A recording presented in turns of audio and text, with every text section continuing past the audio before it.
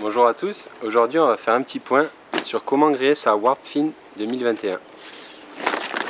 J'ai une 7.7 avec moi. On commence par dérouler. Bien sûr.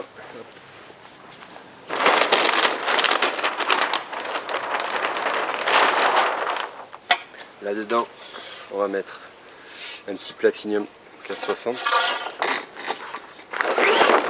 On rentre dedans. On passe bien sûr au-dessus des camembert.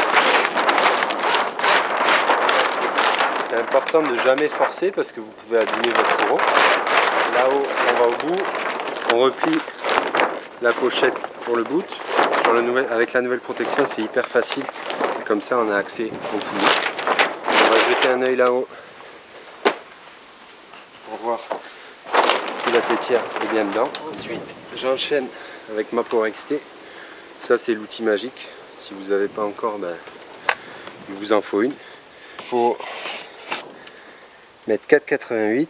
Donc, je vais mettre 4,60 plus 28.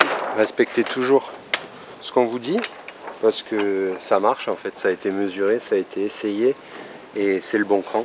Donc là, plus 28, il n'y a pas besoin de mettre un cran de plus au cas où le vent se lève, etc. La voile, elle marche avec plus 28. Une fois que j'ai fait le loop et que je suis passé dans les deux poulies, je tire à fond, tout ce que je peux à la main. Et ensuite, on commence à cliquer. On va cliquer au maximum pour faire venir le mât dans le fourreau. Et on va voir par transparence, ici, que le mât vient se rapprocher de l'insigne à bleu. Et ça va être notre plat. Et maintenant, on prend le wish. On vient le positionner comme ça. Si vous n'arrivez pas à facilement passer le bout rouge autour de la poignée bleue, c'est que vous n'avez pas assez de tension ici. Ou à l'inverse, si vous avez du mal à passer cette main dedans, c'est qu'il y a trop de tension.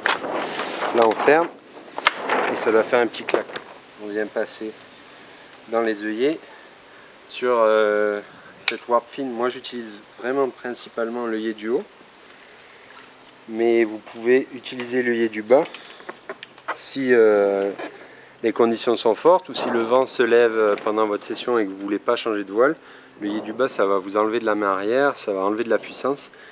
Et cette voile, elle marche aussi très bien en foil avec cet œillet du bas parce que justement, ça relâche la main arrière et ça donne une voile un peu plus facile qui respire un peu plus haut en tête.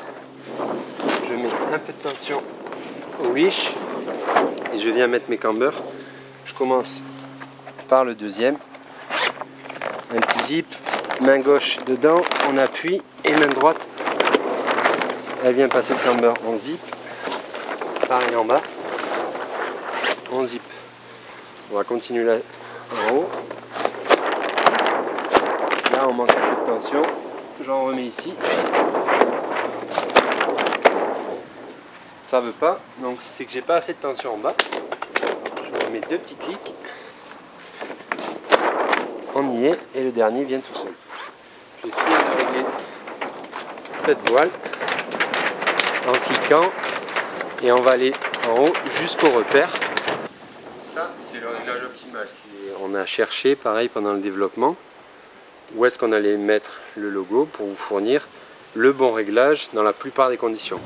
Après ça peut mériter un voire deux clics de plus, un clic de moins mais pas beaucoup plus. Vous allez régler votre voile simplement. Si ça bouge, c'est qu'il y a trop de tension en bas. Et à l'inverse, si vous avez une voile lourde en main et que ça manque d'accélération, c'est que ça manque de tension en bas. Donc vous pouvez rajouter.